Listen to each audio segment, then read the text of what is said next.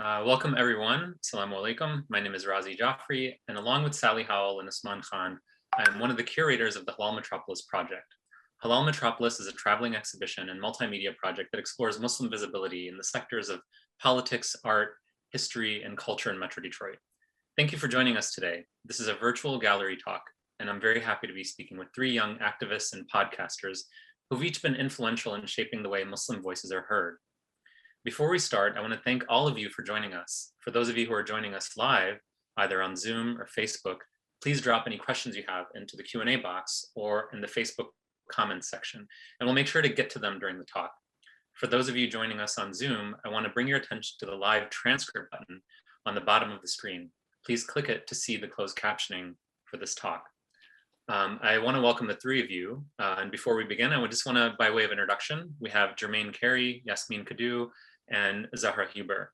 Jermaine is Detroit born and raised, true and true. He's been called by some as the glue of the Detroit Muslim community. Carey is an organizer, youth advocate, co-founder of the Ansar Collective, as well as being co-founder and host of the acclaimed podcast, Good Vibes with Good Brothers. Carey has implemented many community-based, community-focused programs, such as those centered around Muslim youth, Flint water drives. Carey enjoys making people laugh. I can certainly attest to that, yet also loves to tackle tough and uncomfortable issues as well. Some of those we'll get into in this conversation. Yasmin Kadu is the founder of the Torah Network, a media company for and by Arabs and or Muslims. She is a graduate of the University of Michigan Dearborn, where she studied public health and Middle East studies. Yasmin has a deep love for community building and storytelling. And finally, Zahra Huber was born in Vienna, Austria, to an Austrian mom and an Iraqi father, raised in New York City, and now lives in Dearborn, Michigan. Because of her experiences and diverse background, Zahra always felt like she had a story to tell. She graduated with a degree in journalism, not just to have a platform to tell the stories, but to give Arab Americans and Muslims a voice. After 9 years at a top Detroit radio station, she decided to pursue podcasting. In her podcast, Breaking PETA with Z, Zahra covers a number of topics, from dating in the Arab culture to mental health and racism. She's currently working on releasing season 3 on audio streaming services such as Spotify, Apple Podcasts, and Stitcher. As her full-time job, Zahra is a senior editor at an ad agency in Detroit. Salams, guys, welcome. Thank you. Thank you so much. Thank you. And I wanted to begin by acknowledging that, you know, all of you have very different entries into the world of podcasting, very different backgrounds. So just as a way of getting some historical context for yourselves, how did you decide to start podcasting, and why did this platform appeal to you? I'll start since everybody's silence, crickets. So for me, I always wanted to be a journalist and tell a story and have a platform, like I said, just to give Arab Americans a voice in the media. I feel like, especially like when I was studying, so I'm gonna date myself here, but I graduated U of M in 2005, so I'm 36. So in my late teens, early 20s, there were not many Arab Americans in the media whatsoever at all across the entire United States. And I hated that. And so I wanted to have some sort of platform to give Arab Americans more of a voice and tell our story. So that's why I went into journalism.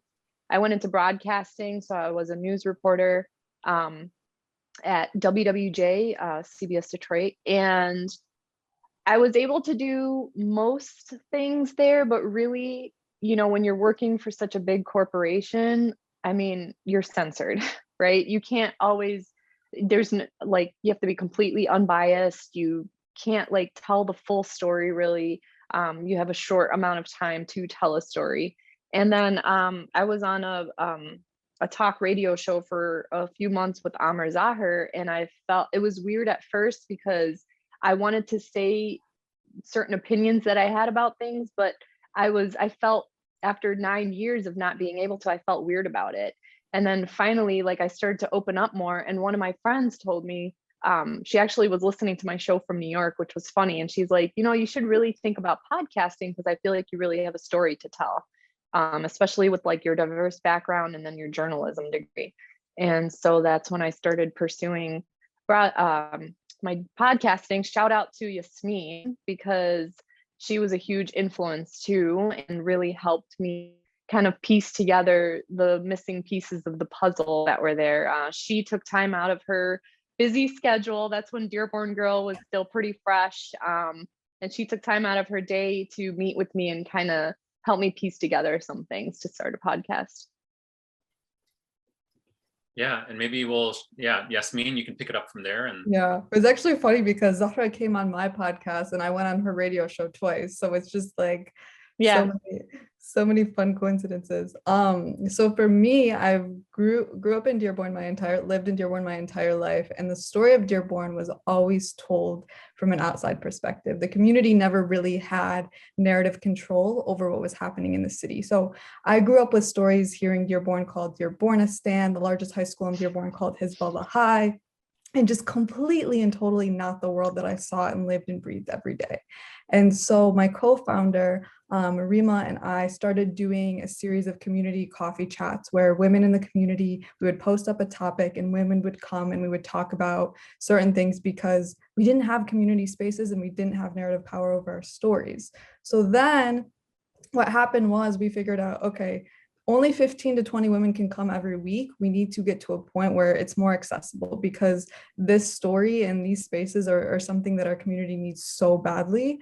So podcasting was actually such an interesting thing that kind of came across our radar, and people were telling us anybody can make a podcast, and that posed to be true because neither one of us studied journalism, neither one of us studied media. At the time, Rima was getting her master's in business at Michigan. I was working for the public health department at Wayne County. So it was just like completely and totally not the journalistic route for either of us, but it was creating a space for the community and then just seeing the community really, really, really take hold of the stories we were able to create and just even take hold of the platform. So I definitely did not have a conventional journalistic route, never thought I was going to be doing something like this, but always had this deep love of storytelling. And I've always been a community activist too. So it kind of makes sense.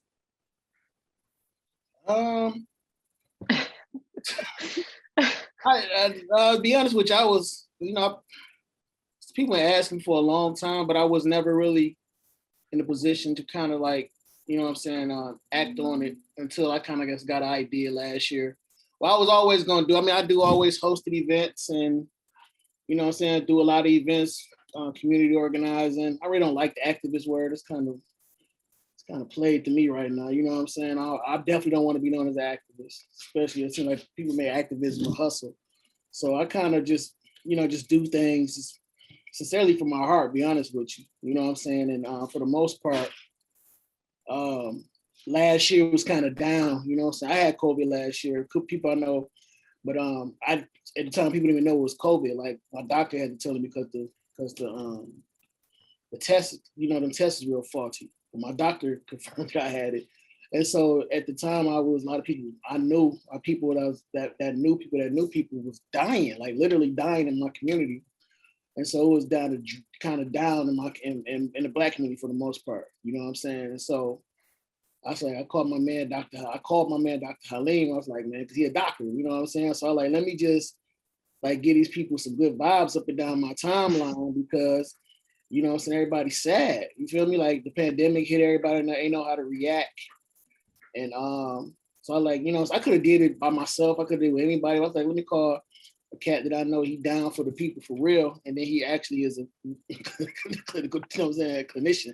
So I just called him and we put together, and then just one thing for another, and then by me doing music and by me being an actor, by me doing like a lot of community events, stuff like that, I created a good Rolodex of networks that I have. So people that I have on my show, for the most part, is friends, even though they world-renowned artists and world-renowned this and that, they just like homies to me.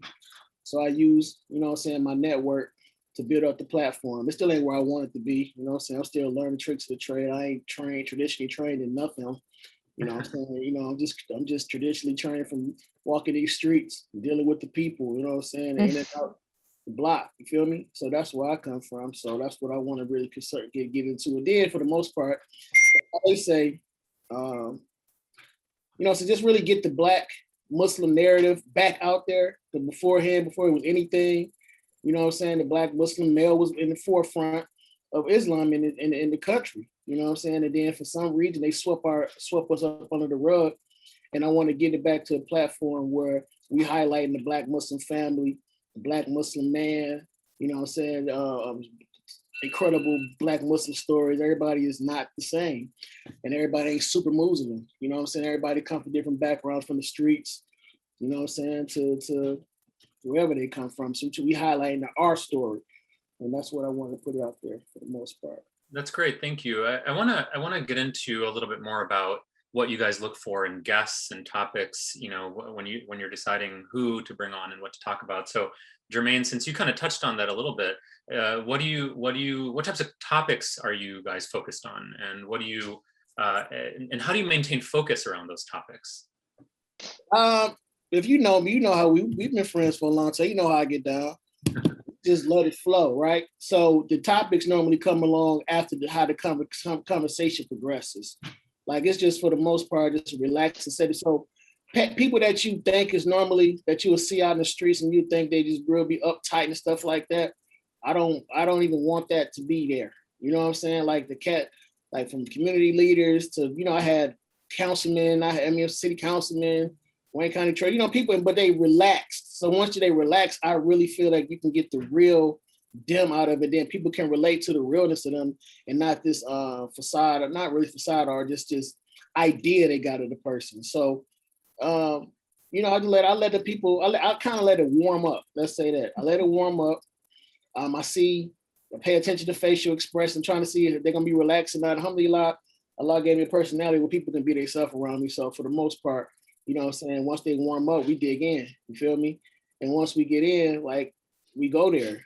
And it's never been nothing, for the most part, they never really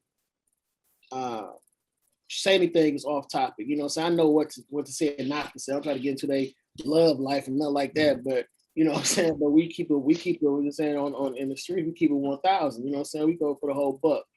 So, and that's just what it is. Like, just building off the energy of the guests, and really just building off the image of each other for the most part. Because it's like a normal conversation between friends. And what about you guys, Yasmin and Zahra?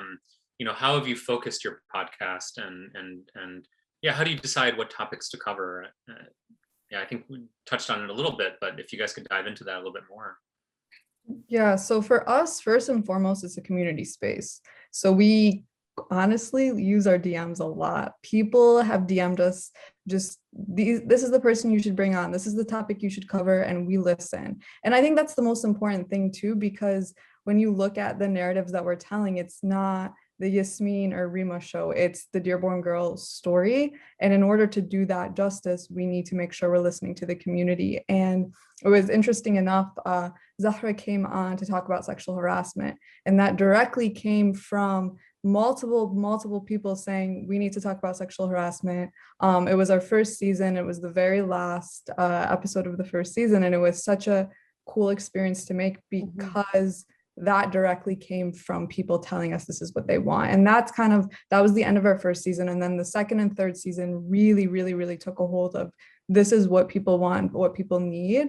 So our ears are always to the ground. Actually, we used to do the segment called Ask Dearborn, where we would pose a question each week. And Razi, that's how I met you. So it's just like ears being to the ground constantly. And I love when people come and tell me this is what they want to see, because like I said, it's a community space. And then for me, it was just topics that I've always wanted to talk about, things that I've talked about with non-Arabs and non-Muslims, from things like dating. You know, I mean, people, how many times do you get asked about, oh, what's dating like in the Arab community? What's dating like in the Muslim community? What's dating a non-Arab like? What's dating, you know, a non-Muslim like? So that's one of the ways, is just things that I've thought about, things that I've talked about with non-Arabs and non-Muslims, because I know there's a curiosity out there to more serious issues. And I'm sure Yasmin does something similar. Like I did an episode about the Yemeni community and how they tend to be kind of cast out from the other Arab communities. And so I did something about that, you know, about mental health. So I kind of try and keep it like a good balance between fun topics and then more serious topics that I feel like need to be addressed within the Arab and Muslim community, such as mental health, such as racism in the Arab culture. The other day, actually, I recorded, because I'm recording my 3rd season, I recorded something because, you know, there was another Arab involved in a mass shooting. And then, of course, you know, people have to step up and be like, oh, we condemn these acts. Oh, we're sorry that a Muslim, like, you know, did a mass shooting. And so I kind of talked a little bit about, on that episode, about the language around Arabs compared to white men in mass shootings. So I also try and pull like what's going on in the world to keep my podcast relevant, but then also try and talk about things that are more fun and just conversational that everybody can kind of relate to. Yeah, and you know, and so even some of the comments that we're getting is just acknowledging that you guys, all of you guys, do acknowledge difficult and challenging conversations. And you know, how has that been? Has it been hard? Do you get pushback? And how do you navigate those difficult conversations, especially, you know, you're being recorded and you know, there's a lot of vulnerability there, you know, so how do you navigate those? So to be honest, for me, I actually expected a lot more pushback and hate, because you know how it is. People love to hide behind their computers and make comments about things and try and start an argument. But surprisingly, I've only gotten like 1 or 2 comments where people are like, oh, we didn't like, you know, this topic or whatever. But 99% of the comments or conversations that I have where people like randomly message me, they're like, I love that you talked about this, because we feel like it's not talked about. We feel like, you know, we try and kind of sweep these kinds of issues under the rug, and you're bringing it to light. And I get people who are like, it's so weird, I'm Hispanic or I'm in the Black community, and I relate so much to this conversation because there's so many similarities between our cultures. So honestly, it's been very, very positive for me, thankfully, because I'm not trying to start a fight, but but no, it's been really positive. I love it. And I love being able to relate to other people from different cultures and backgrounds. Yeah, and what about you guys? How do you navigate these challenging spaces and these conversations? For myself, I ain't really had no funk, to be honest with you. Me nothing pop off. I mean, the thing about it is that a lot of it, I got once you get the okay from the elders, because I'm representing them right, you know what I'm saying? My pioneers, my mom and the generation before, you know what I'm saying? I'm born and raised Muslim, so you feel me? Like, I'm representing them. They gave me a legacy to put it in play, you feel me? So I'm sorry if I'm talking a little, y'all probably understand what I'm saying, but people who watch it, you probably know, they know what I mean. They know what I mean, you feel me? And so what I do for the most part is to touch on things that a lot of times some of the elders were scared to talk about. You know, I ain't gonna say scared, but they just didn't have the knowledge. Now that we like what, Jermaine? Can you give us an example? Like, you know, what like the sister said, the stigma of mental health in the Black community. Alhamdulillah, my co-host is a medical, you know what I'm saying? He's an actual doctor, PhD, you know what I'm saying? But we had, you know what I'm saying, 2 doctors, a doctor candidate and also a doctor on the show speaking on mental health. You know what I'm saying? A lot of my panelists is from the hood, so it's automatic natural trauma, some of that survival. So we talk about the hip hop, you know, I used to be hip hop. I used to be 20 years deep in Detroit, you know what I'm saying? Had albums and all types of things. So, you know, and also know how to survive the hood. And I survived this. And so I know that a lot of things that we touched on is a lot of times it's survival. And when you have some of the elders on, because I had I had Mama Tahira, you know, Sister Mama Tahira, Imam Salim Khalid, Imam Hanafi, you know, these people, these frontliners that put the work in for me to be here, right? So I'm representing them. So I'm also trying to represent the preservation of the deen. And regardless of how many vices I got or whatever I'm going through, I'm not trying to sugarcoat or water down the deen to appease nobody, right? And be nothing but a Muslim that's trying my best to be the best Muslim I possibly can be.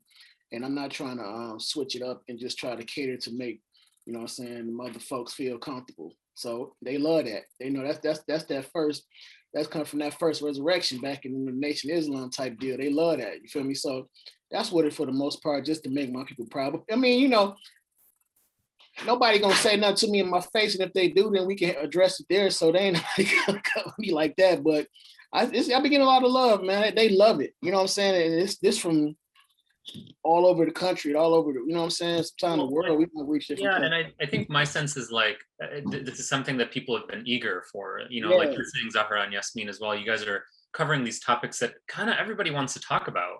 You know, but like we just haven't been able to do that. You know, and so. You know, and so I think you know, it's another place where you guys are really blazing a trail, being able to breach these topics around race and gender and, you know, violence, domestic violence in our community, and, you know, other issues that you guys talk about. Now, you know, you know, I want you guys to put on your producing hats a little bit and tell us, like, okay, how do you decide? What do you look for in a guest? And then how do you pair those guests with the right topics? Is there a formula that you follow, or do people just come up on your radar? So I think you can get a story out of anybody. I think you just have to know the right questions to ask. You have to make the person feel comfortable. If an episode isn't good, it's on the host. Like, it's really not on the guest. And I think the way that it's kind of come up with us is pretty natural, where people will either say, like, I want to talk about X topic, and then we find the person that we feel like is most suitable to talk about it, or this person should be on the show because this is a story that would really resonate with your audience type deal.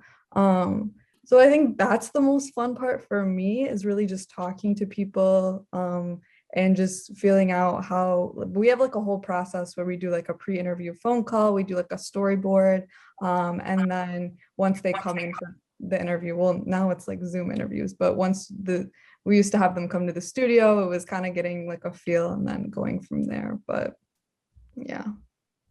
yeah, Zahra, how about you? How do you find your guests, and how do you pair them with topics? So like I come up with, usually for the season, I come up with different ideas for different episodes. And so, for instance, for mental health, I was extremely determined to get Abdul Sayed on my show because I know he's a huge mental health advocate. And I reached out to him a few times and actually was able to get him. So I was really thankful for him to actually come on my show, because I felt like he was such an expert in it. For the like racism one, or the one about the Yemeni culture and the Yemeni, I guess, you know, feeling kind of outcast, I found somebody who's kind of outspoken from that community. And so for those serious topics, I do try to find an expert, you know, when I come to think about those topics to talk about. But when it's more fun, I mean, I brought my sister-in-law on because my sister's American, white, married to my Arab brother, and so we had like a lot of fun with that. I brought my sisters on, my two sisters, because when I found out my DNA results, I found out I'm mostly Iranian from my dad's side and not actually Iraqi. So the three of us kind of talked about that and like, wait, what are we?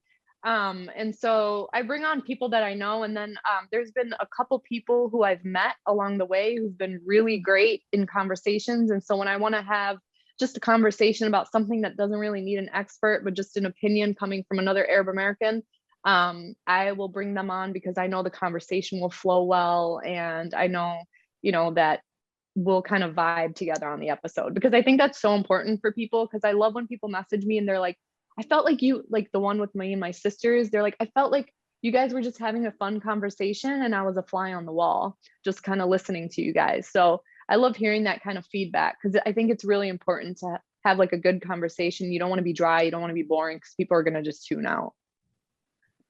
Great. I want to start bringing in some of the, we're starting to get some of the audience questions as well in just 1 second. And you know, before we do, can you guys take us a little bit behind the scenes into the nuts and bolts of what does it take to put together a podcast?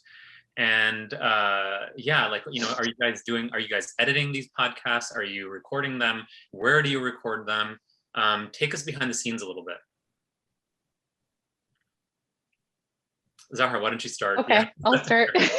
I was like, I feel like I'm like talking too much. So for me, thankfully, because I used to edit my own stories back in the day when I was reporting, I knew all the editing software. So I use GarageBand actually to edit everything. And it's so much easier just because like I know how to edit. But I used to use a podcast room like Yasmin did back before COVID. And so there's a lot of scheduling involved. Everybody has a different schedule. So sometimes you have to schedule something at 10 p.m. on a Friday night when you had plans to go out to dinner. And so you kind of have to like just work around people's schedules. Now with Zoom, it's a little bit easier. But what's great about Zoom is I'm interviewing people outside of Michigan. Like I interviewed somebody from New York the other day. And so that actually makes it a little bit easier. The sound quality is not as amazing, but I bought microphones and I use my laptop and I make sure that like the sound is good. And then the edit, so scheduling, finding the guests, scheduling, editing. And then I think probably the hardest part, and Yasmin can probably agree with this, is a lot of the social media aspects of it, because yeah, you've got your podcast out now, but then there's behind the scenes pictures and a story to be told, and you have to promo it, and you have to make it look pretty so that it's not like hideous on your page, and you have to add it to your story and then reshare when people reshare. So I think the social media aspect really, and the promoting part of it, is one of the hardest. It's not hard, but it takes the most time from everything. The social media for sure. It's like, yeah, I mean, I completely agree. It's really interesting because the way that our kind of podcast, even within the community, people love like the social media clips that we post. So they'll be like, yeah, I listened to your episode, but like they've only seen like the clips on social media, and those are great talking points. And that's kind of one of the tools we've been able to use to really create community. So it is super time consuming, but it's also just like it's like the thing. Also, I think just in general with podcasting, a big misconception is that podcasting is hard to do. It's really accessible. You can literally record on your iPhone and like record on like a voice note, and like that's how you can have your interview and like upload it. I actually, one of my old professors from U of M Dearborn, Dr. Stockton, for anybody that knows him, I actually helped him start and produce his new podcast, and he's like 80. I had Dr. Stockton when I went to school. Did you? Yeah, so I helped him like start his podcast, but he's like 80, and I walked him through the entire process, and he was sitting taking notes. We were on Zoom like a couple nights for hours, but it really shows you how accessible podcasting is. So anybody that's listening that's considering podcasting, I really, really encourage you to just take the leap of faith and go after it, because it's not as difficult as it might sound or you might think. And I just want to piggyback on that real quick. There's so many online tools now to help you. I mean, so many websites, so many YouTube videos to watch, where you don't necessarily have to know somebody. Obviously, it's going to be easier if you know somebody, but there's just so much there that online that you can use to help you start a podcast. And Jermaine, how do you guys produce your podcast? How does it all come together? Well, for the most part, it's normally right now it's just webcasting, right? So I haven't really got down to the meat of the podcast as far as putting on the platform, as far as transferring them down to to like Spotify and different things like that. But at the same time, it's a live. So by us being live, it gives us a real interaction with the folks, which I prefer. Like I really wish. I know how the pandemic is going right now. I prefer to be around the people, right? So I that's what my intentions is, once everything open up, to like actually me and Helene record, or when I plan on doing something on my own, just to touch on things like a little bit deeper for me personally. I plan on having, being around people, have little people around me, but it have opened up doors to like reach out to my folks that's around the country. Like I'm talking to people from California and New Jersey at the same time. You know what I'm saying? So that the platform it's not really that hard to log into live stream. I do bits and pieces as far as breaking down if it's like something I want to like different tidbits I want to try to put out there. But for the most part, that'd be so tedious that so I got a full-time job, so I like work 45, 50 hours a week, so I don't be having time to do like that. So I've been looking for an intern. We've been looking for an intern for the last 5-6 months. Ain't nobody give back to us. They some little haters. So everybody knows some good 19-year-olds that want to be intern. So I got some work for you. I need you. Yeah, hit up Jermaine if you know anyone that. I appreciate you, and I love you. I appreciate and I love you before I even meet you. Come on and work for your big bro. So thank you guys. I want to start bringing in the voice and the questions from the audience a little bit.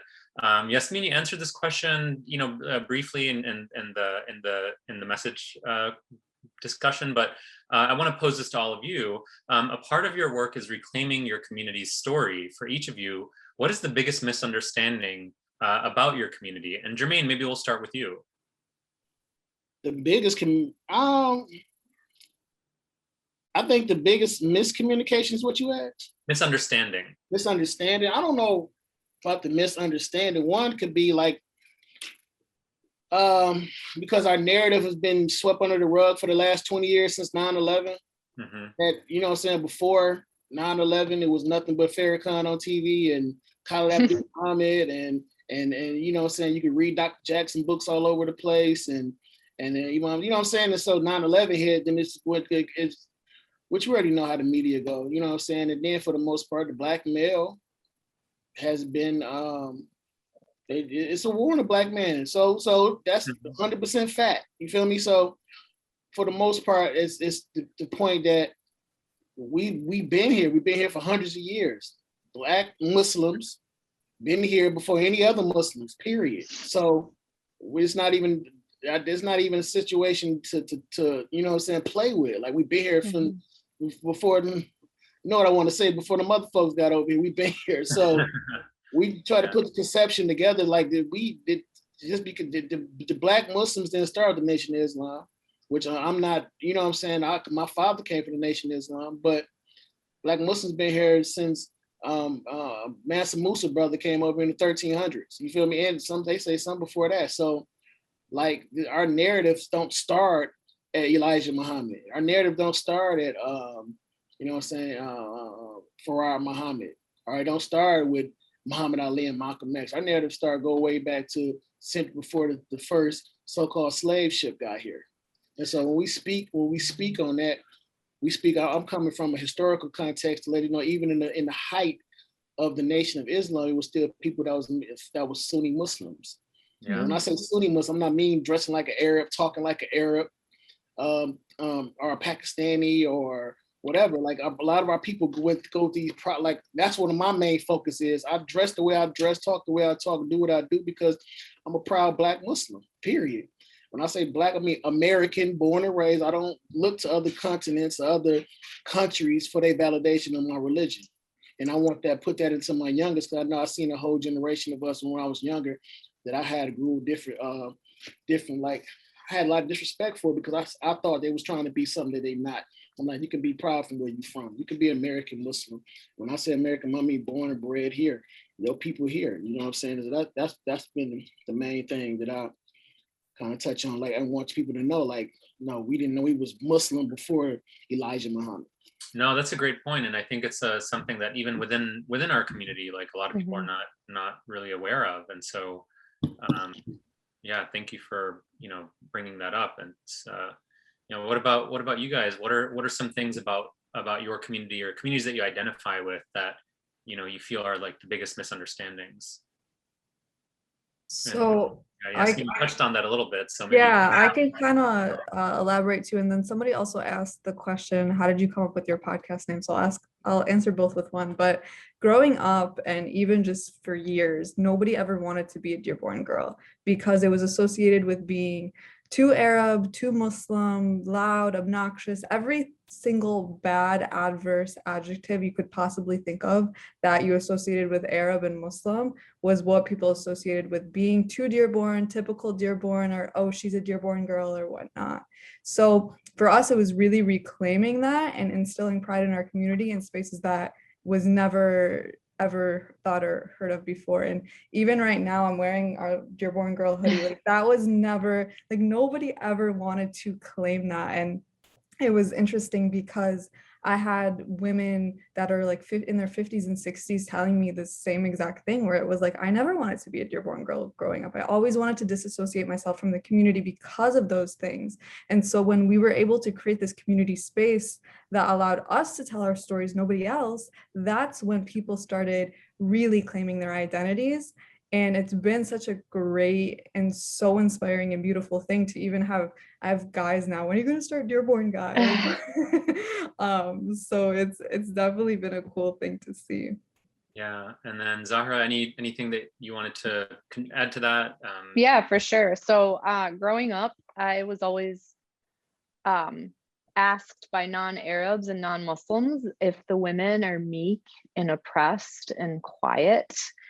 And so honestly, through my podcast, I bring a lot of, can I say this, bad women, women on my podcast who are really trailblazers, who are doing something, who are outspoken, who have an opinion. And I think that's a huge problem that people see from outside of the community, is that the women are kind of oppressed, and we just are like, yes, yes, sir, to everything, with our husbands or boyfriends. And that's all we do is just get married and have babies, and that's it. But through my podcast, I try and show, like, no, our women are strong, independent, amazing trailblazers who are doing things with their lives and have a voice in the community.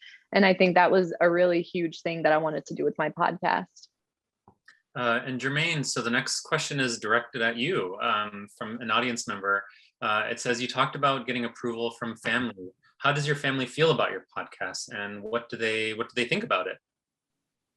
Approval from family? I don't think I said that. I meant the elders, like in the community for the most part. My mom always done.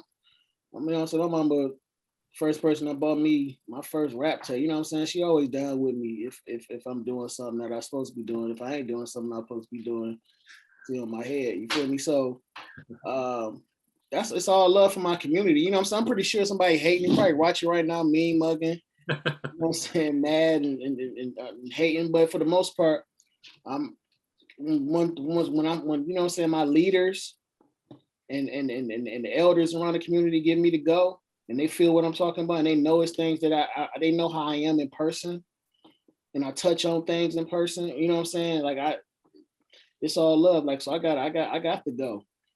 And that's all I needed, really, for the most part. Just to excuse my baby. But yeah, that's your kind of that gave me more confidence in everything when I'm doing something right. You feel me? Because when certain people from certain prestige give you that type of love, that means it's warranted. And the next question from the audience is, what are challenges around having a podcast that people would not expect? So for us, the podcast really turned into this community space. And so that's extremely challenging because there are so many problems within so many different communities, not just Dearborn. So I don't want to just say Dearborn, because each community has has problems that are unique to their own community. So for us, sometimes it's like people want us to tackle everything and they don't always like the way we do tackle it. So it's constantly hearing all of these people talking all of the time, which is great because that's what a community space is.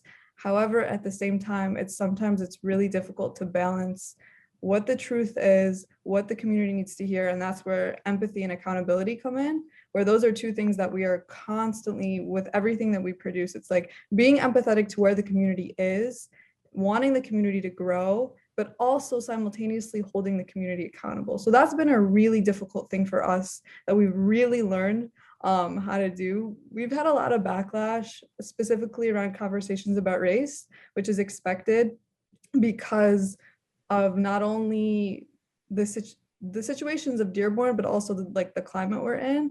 So it's been really, really, really interesting for us to see, and really like a learning lesson for the community as a whole too. So yeah. And what about you, Zahra and Jermaine? What are some of the challenges that you didn't expect or that people wouldn't expect? For me, I talk about a lot of issues in the Arab community, and I think one of the biggest challenge for me having this podcast is trying not to bash the Arab culture at all while talking about issues within the Arab culture. So there's a lot of disclaimers within that. Another one is like just finding people who really have like a lot of experience to talk about certain topics on the podcast. Like that's a big challenge because you want to get someone who has the experience, who can hold a conversation, who sounds good, who'll like vibe well with the host, who has enough knowledge to talk about the topic while not also bashing the Arab culture the whole time. So I think that's one of the biggest challenges for me. Be honest, from our end, I haven't really had a challenge like that because again, the conversations normally with people that I know, you know what I'm saying? So the people I don't know, Halim, like probably like we know how to we just know how to, we have personalities that know how to deal with people. I know probably one challenge is it probably not coming from nobody that been in the show, but our people, it could be from the outside in because we really uplift women. Like we really truly believe in Black women having a voice, not just Black women, but women having a voice, you know what I'm saying? And so in certain Muslim circles, they believe in silencing women and not having, you know what I'm saying, put them in their place. I'm not saying, and I would never try to saying something that's something haram. So I'm not going to be trying to like downplay haram versus halal, but for the most part, you know what I'm saying, women, they powerful, like especially in the Black community. Come on, man. Like you ain't getting no, like you go to any, you already know, Roz, you be in the hood. You know who you know for always there. You feel me? You know what I'm saying? You know what I'm saying, Roz, you because like you know you be in them places like Roz, always circulating. And so yeah, Roz, you know, like who holding it down? It don't be the same dudes that you see on these interwebs and bashing sisters and saying brothers need to do this, brothers need to step up and blah, blah, blah, blah, blah. You hear the same 10, 15 brothers and you don't never see none of them putting no work in, but you see the black woman and you see sisters holding it down for them. That's one of my main things, is uplifting my sisters, you know what I'm saying? And making sure that they know that it is brothers out here that love me. And Helene do that. That's one of the main things we do is make sure that we appreciate them. Like I definitely ain't no, I'm not a sport coach. I'm not going to agree with everything you say or do what you do and things like that. But if you put in that work, you're going to get highlighted. And so we're always highlighting the sisters. And to some people, you know what I'm saying, some of these cats that can be, especially in these so-called traditional circles, that probably can be uncomfortable for them. Yeah, no, that's a great point. I mean, from my perspective, you know, it's always been either at the Muslim Center, Wali Muhammad, and many other mosques in the area. It's the women that are basically holding everything together, you know. So Yasmin, the next question I want to point it to you. So somebody's asking, because it was mentioned in your bio, what's the Thora Network and why did you start it? Yeah, so Thawra Network is actually the umbrella brand that Dearborn Girl lives under. And so in Arabic, Thawra means revolution, and we want to transform the way that Muslims and Arabs interact socially and politically. So we're building the most trusted network of news and lifestyle brands for Arabs and Muslims. And so Dearborn Girl was just one leg, and then we're going to continue to build these brands right now. So our next big project is actually working on an email series specifically for news and culture for Arabs and Muslims, because we found that when something happens that uniquely impacts the Arab and or Muslim community, our community goes to WhatsApp or social media, and we don't have mainstream news platforms that actually represent us or have created spaces where we feel like we can trust these sources. So we want to be that place. We want to be very similar to Blavity, Juggernaut, and different platforms like that. So a couple of logistical questions and budgeting questions. How do you guys all make money? And do you make money running your podcasts, or are they set up as nonprofits? I wish. If somebody want to help me set up a nonprofit, please email me at goodvibesgoodbrother@gmail.com. But for the most part, we try to seek donations because we do need help paying some of those things. You know what I'm saying? And I try to reach out to people that want to sponsor. So, you know what I'm saying, do a little small sponsorship package. We only got like a couple sponsors right now. Last year we had a couple more, but if anybody want to sponsor, please reach out to me. You know what I'm saying? We definitely we make circulate around the country and around our communities, and people enjoy it. And so if you enjoy it, please, because these things cost, and they don't just cost a little bit of money. You know what I'm saying? I've been kind of slacking in advertising because I ain't got the budget no more to be trying to pay $1,000 to try to get everything up thousands. So, you know, you want to be a sponsor, please reach out to me. You can email us at www. But I ain't gonna say that. goodvibesgoodbrothers@gmail.com.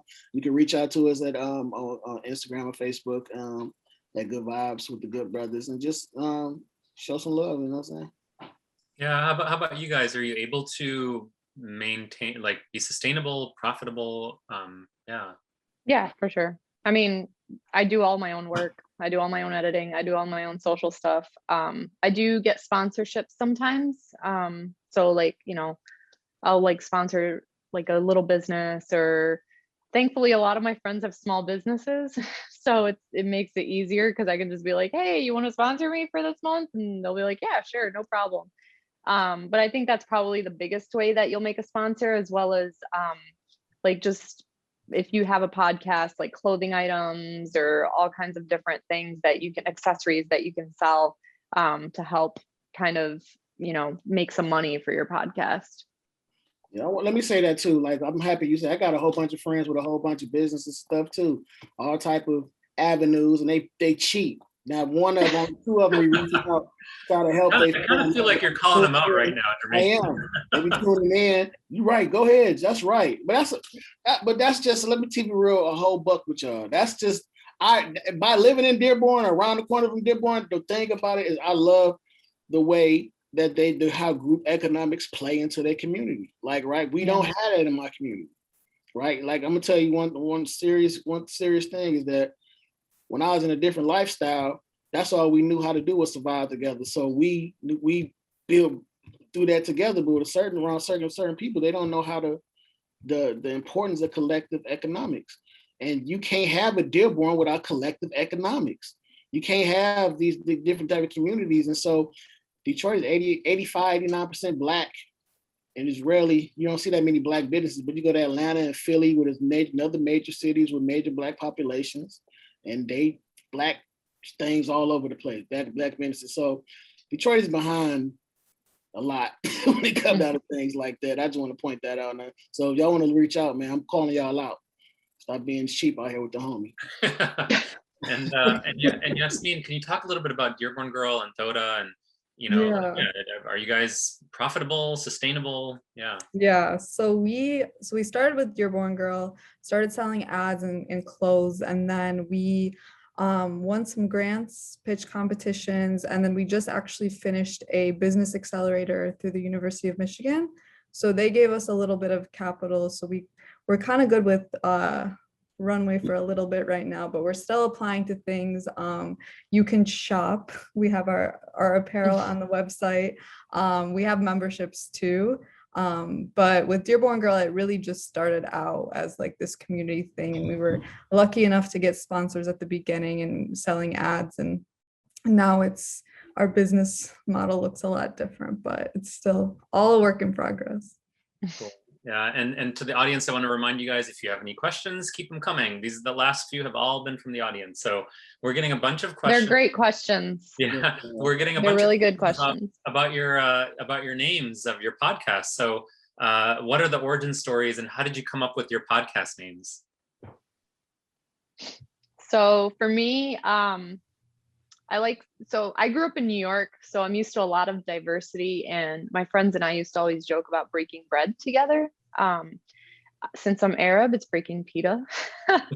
And so I was playing around with a few different names, but really, I mean, you know it. The moment you like think of the right name for your podcast, you know it. You're like, oh, this is it. And so since my name is Zahra, but all my friends call me Z for short, I figured breaking pita with Z. So I'm breaking bread with my guests, with my audience. I just thought it was like a little cute spin on the Arab version of breaking bread.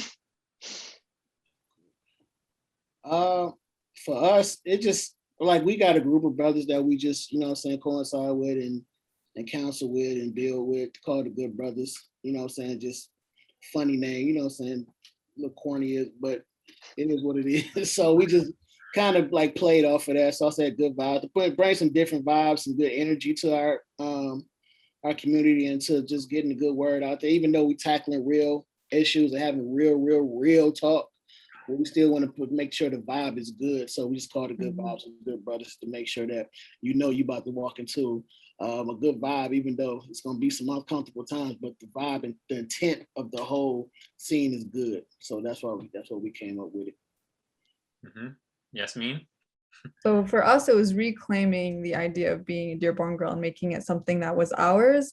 And then simultaneously too, it was kind of like when you speak to many, few will come, but when you speak to few, many will come. And so with niche media and niche stories, I think that really resonates with people a lot more than doing something broader. Because it was funny, it was an initial conversation that Rima and I had where I was like, but like, don't you feel like people that are Arab and Muslim outside of Dearborn will be siloed? And it was kind of like, this is the point of the platform. And this is also just something that our community really, really needs at this point. So, yeah. And then there's a question for Jermaine. Who are some of your sponsors and how can we support you and them? And then how can we support all the panelists? So maybe all of you guys can speak to that, but Jermaine, who are some of your sponsors? And the sponsor right now is Rashid Makti and his wife. I call her auntie, but Karia Istisar Bashir. They started a company called Brownages, and they are circulating all over the world. Have Beyonce shouted them out, Lapita shouted them out, a different type of stars shouted them out. So they really offering alternative to Band-Aids, but Band-Aids definitely don't make Band-Aids for me until they saw Brownages, but that's another story. And so Brownages is one of our sponsors. They've all been a sponsor from day one. Had them on the show, so go look up that episode with the founders of Brownages and the founder of We Buy Black, Sharif Abdul Malik. What do you say? How can you support? I'll be just tuning into the show.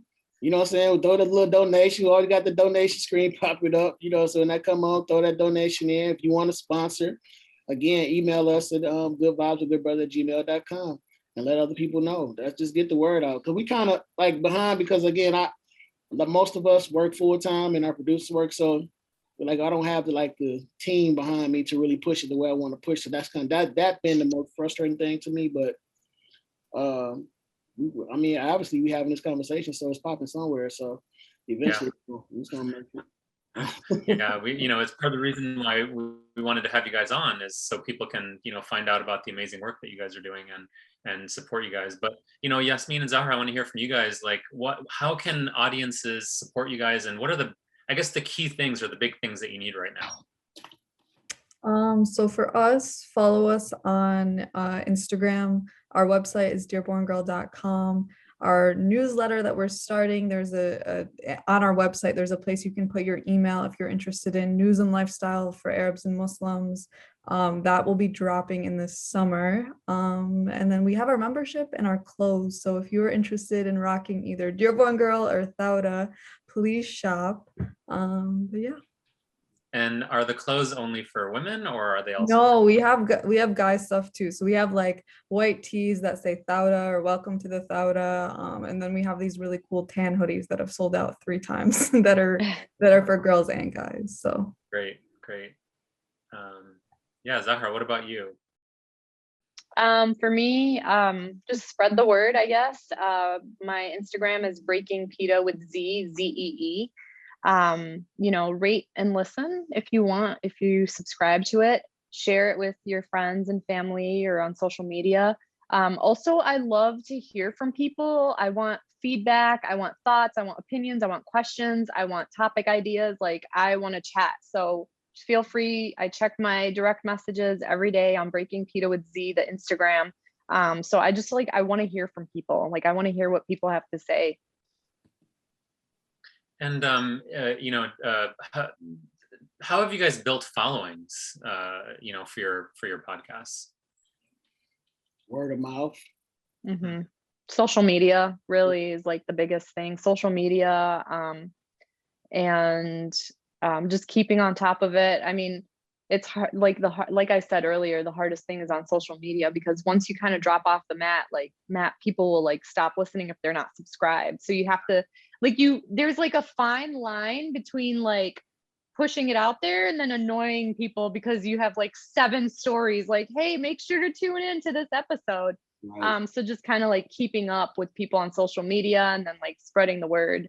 But it's actually great because there's been a couple times where my sister will be talking to one of her friends who I don't know, and her friend will be like, hey, did you hear that podcast Breaking PETA with Z? And my sister will be like, oh my God, that's my sister. So it's really cool that it like spreads. And I think it's really just like word of mouth, honestly. Yeah. And I think we just need I'm trying to get it out more as I possibly can. So I mean, I'm behind the ball. Like I'm soaking up game from the young ladies right now, man. Because we all on the web. We all doing social media. Like I'm not really active on our fan page, and so you know what I'm saying, we probably go on there, get clicks in there. So some days our views can be 50, some days our views can be 15. You know what I'm saying? Mm-hmm. So and it don't really depend on it. Sometimes it depends on the guest too. So some guests is bigger than a guest. And again, a lot of times if they celebrities, they're gonna get it. Like one thing about Muslims, like they'd rather listen to us like a celebrity Shaq than an actual celebrity. You know what I'm saying? Or somebody who really put in a lot of work. Like it's like the Muslim dynamic is kind of weirdo to me. So you never know what's gonna be hit or miss. Like alhamdulillah, everybody, like it be shows that I think is trash, and I never say one is trash. Let me take that back. Some that I didn't think pop will like be that effective, and then somebody be like, "Man, I missed that was crazy." And I go back and like, "Yeah, that was wild." You know what I'm saying? Like I never had nothing was never trash, but it is levels to different shows and things like that. But I wish people like, you know what I'm saying, for those who do watch it to share as much as you possibly can and spread the word and know that you got somebody speaking for you. That's the main thing for us. Yeah, and Yasmin, how about you? How have you guys built a following? So with us, it kind of, people were really intrigued at the beginning because there's nothing like this ever created in Dearborn. So it was very much so like, what are they gonna do? And we were very blessed at the beginning to get a lot of news coverage. So that really catapulted our following. And then we just really paid attention to where our audience was, and our audience was on Instagram. And even at the beginning, we knew that people weren't really into podcasting. So initially we had a watch party at the Arab American National Museum, and we sold out the museum gallery. And basically we had people at the end, we played our first episode, said, take out your phone, go to Apple Podcasts and subscribe, because we know that the Arab community we're not on podcasts, like in the Muslim community as well. Like it's definitely a learning curve. And I actually learned from another podcasting show called Kerning Cultures. I got on a call with them. They're doing incredible storytelling in the Middle East. And so I was like, can you run through what you guys did at the beginning? And so that was really good for me to kind of learn, this is kind of what you do, and figure out where your audience is and teach your audience this and that. And even to this day, there's a lot of people that don't, kind of like what I was saying before, they don't actually listen to a full episode, but they'll look on the Instagram and they'll interact in that way. And so finding where your audience is in that way works. Your audience might be on Facebook, your audience might be on TikTok. You don't really know until you kind of try all of these platforms. Okay, so a few more questions. We're kind of coming to an end, but we've got a few more questions. We're going to try to get through them all. So the next question is, what role or how central of a role does Islam play in your podcasts? So maybe Jermaine, we'll start with you. Mr. Central, I mean, the Deen is central to everything that we do from our end, right? So. But at the same time, it's not really, let me stop big, because but it can be negative. At the same time, it's giving a visual on the different lives of different Muslims. That's it. Like, right, it's no monolith on how a Muslim, and the main thing is because not just non-Muslims, sometimes you got to remind Muslims, like every Muslim is, we don't think the same, we don't look alike, everybody don't think, you know what I'm saying, but certain particulars or traditions is the tradition of all traditions. And when you're dealing with Muslims, like we everywhere, like it's people like with heavy vices, you know what I'm saying? Like for some, like, you know, people, different circumstances, different walks of life come in, they got vices. And then people be like, oh, you know, different communities say, oh, you're not Muslim if you don't do this, if you do this, you're not Muslim. Like, nah, you Muslim if you Muslim, you just falling off, you know, it's falling off. Like we're a reminder that you can get back up. Like I've been through all types of stuff. Like escaped all type of stuff, you know what I'm saying?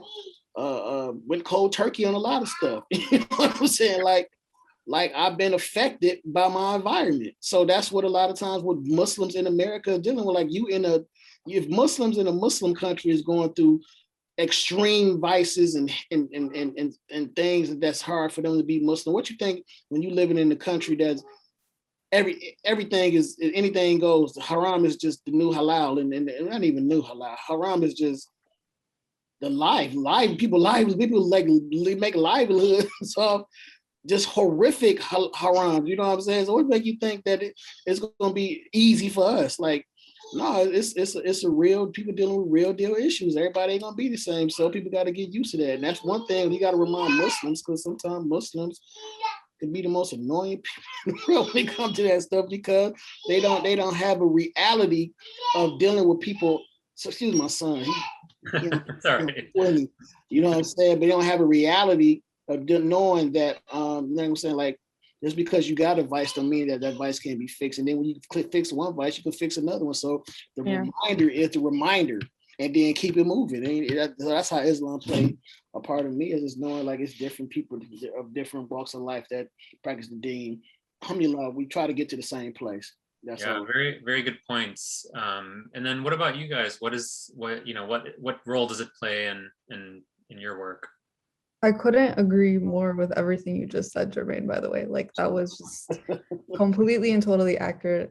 I think for us, we've created a space for people to share their stories as far as their interactions with Islam, and a lot of the stories and narratives around visibly Muslim women coming on talking about their experiences inside and outside of the city, and those challenges and kind of what that brings with interacting with American society and trying to really just navigate who you are and the role that religion plays. And so I think that's been great for commentary, and just not necessarily taking a stand saying this is the right way to be a Muslim, because that's not the purpose of the show. And that was at the beginning. People even criticized, Rima and I both don't wear hijab, and people were like, well, what kind of Muslim women are you to represent Islam? And it's like, we're not representing, the only people that we represent are ourselves, and that's the only way that the narrative is even accurate or reflective.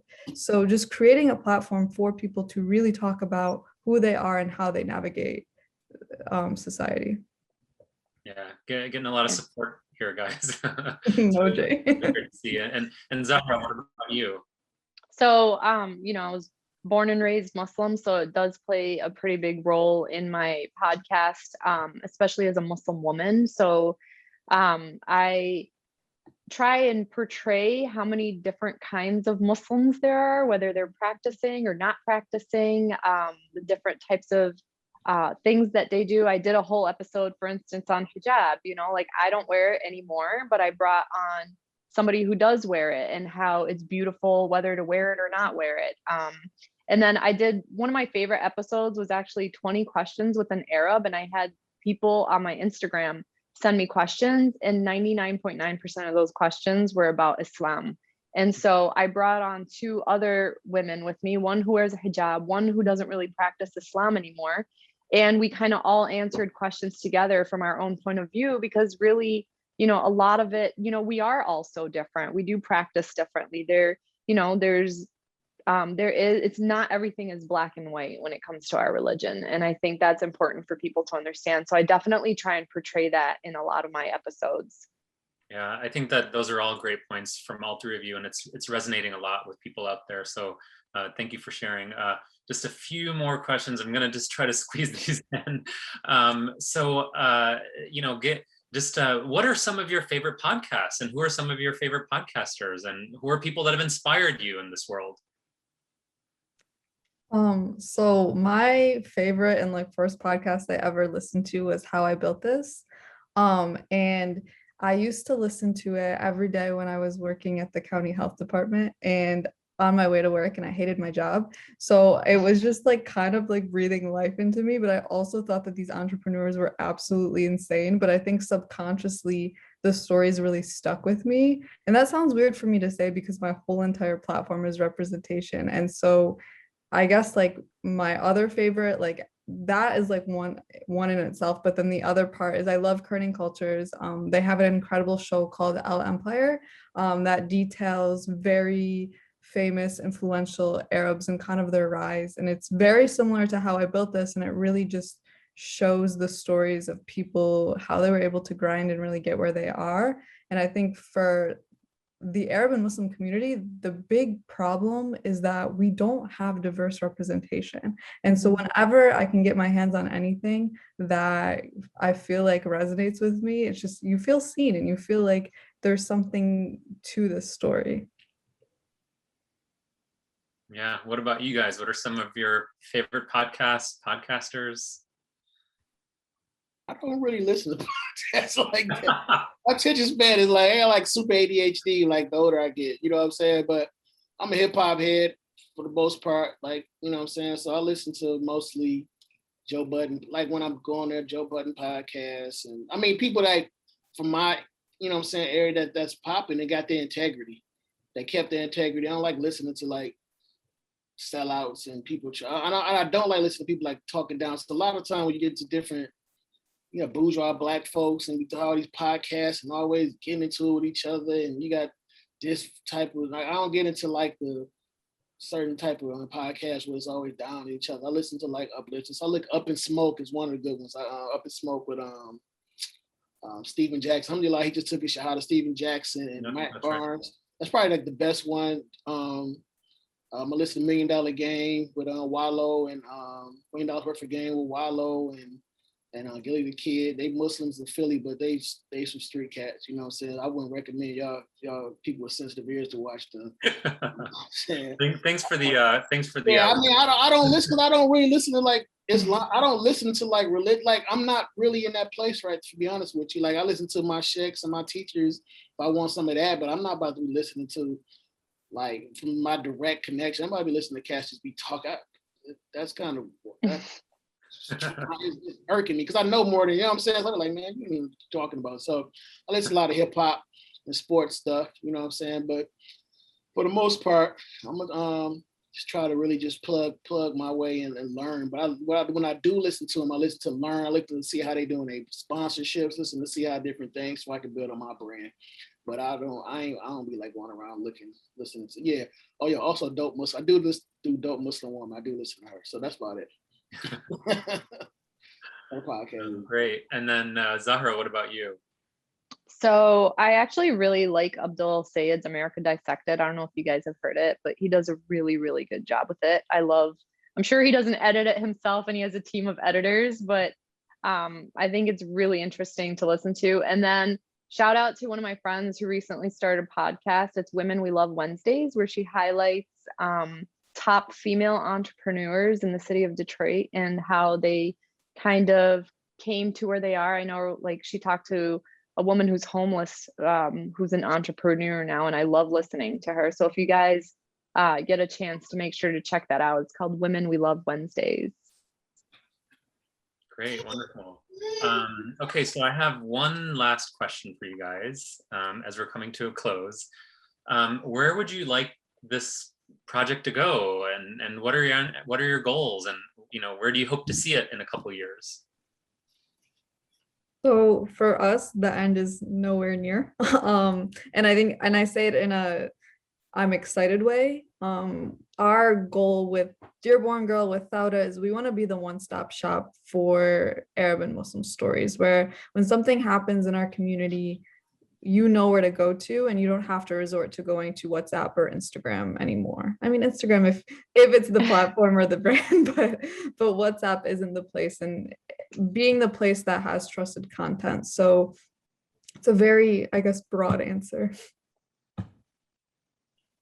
For me, honestly, like Yasmin said, there really is no end in sight. I feel like there's so many issues and so many things that we can continue to talk about. Every day there's something new as the world changes, as the Arab community changes. But I do have a goal of doing kind of like a speaker series at one point, because I think it's awesome. And hopefully, inshallah, when COVID is finally not as it is right now, one day, I would love to travel to different universities or events where I can kind of tell the story in person, the stories that I tell on my podcast. I'd love to tell those in person and kind of engage with audiences, because I really feel like that's where and how people listen, right? Because people go to those events to listen. So I think it would be great to kind of tell my story and the story of, you know, the average Muslim Arab American woman, you know, in person. Yeah, it's going off both of the sisters said. Just it ain't really no ending right now. Like it's too many stars in my community that's not getting the light that they deserve, right? You know what I'm saying?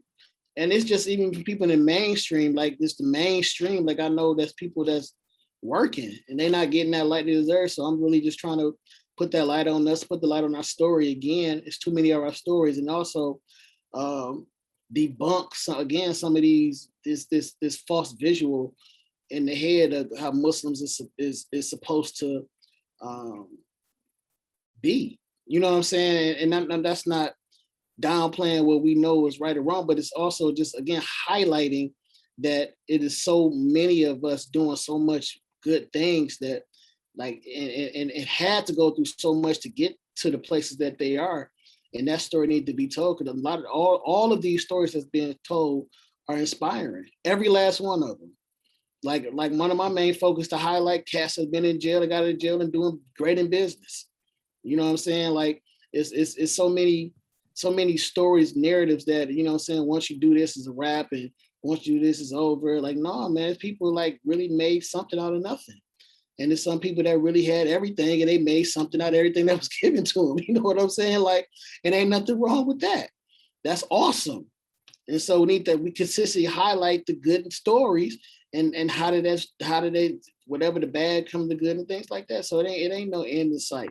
You know what I'm saying? But for the most part, like, you know, before this happened, you know, I just started back doing shows and putting shows together and bringing different artists from around the country in. And, you know what I'm saying? I was trying to get back to me hosting events and things like that, you know what I'm saying? So I was getting calls and things like that. And so that kind of hate it, you know what I'm saying? So, because I didn't want to work no job. I wanted to like really get out here and circulate. I miss doing hip hop, you know what I'm saying? I miss it, even though I don't miss the game, like what come with it, because that is a demonic circle. But I miss being around the people, and I miss being, you know what I'm saying, involved with the people and making the people feel good and, you know what I'm saying, hyping up the show and laughing and stuff like that. So I go through depression at times. Sometimes thinking about it, I really need to be out and circulate. But alhamdulillah, Allah don't make no mistakes. You got to deal with what you got to deal with. I really admire, you know, all of you guys for pursuing your passions and things that you really care about. These are really important topics, and you guys have really brought a voice and a platform to be able to discuss so many issues, you know, cutting across our community. You're an inspiration to me and many of the people that are watching as well. And, you know, whatever happens in the future for these projects, we hope, I hope that you guys continue to lift these voices. It's something that, you know, we at the Halal Metropolis Project really resonate with, and, you know, we're kind of trying to do the same thing. And so just in closing, I want to thank you guys, thank our panelists again for joining us today and contributing to such a robust and enjoyable conversation. For those of you that joined us live, thank you, and thank you for all your questions. These videos are recorded and will be uploaded to Facebook and YouTube, so please check them out if you couldn't stay for the duration of the event. Our Halal Metropolis exhibit has been captured via 3D technology and can be toured virtually on our website, so check it out at halalmetropolis.org. We look forward to having you join us for our next Gallery Talk series that'll begin in a few months, and in coordination with our next exhibit. And with that, we'll come to a close. Hope everyone has a wonderful evening. Assalamu alaikum, and have a good night. Have a good night. Thank you. Design Pro Web Solution is another sponsor. Look them up. I forgot to say that. Thank you. Have a good one, guys. Assalamu alaikum.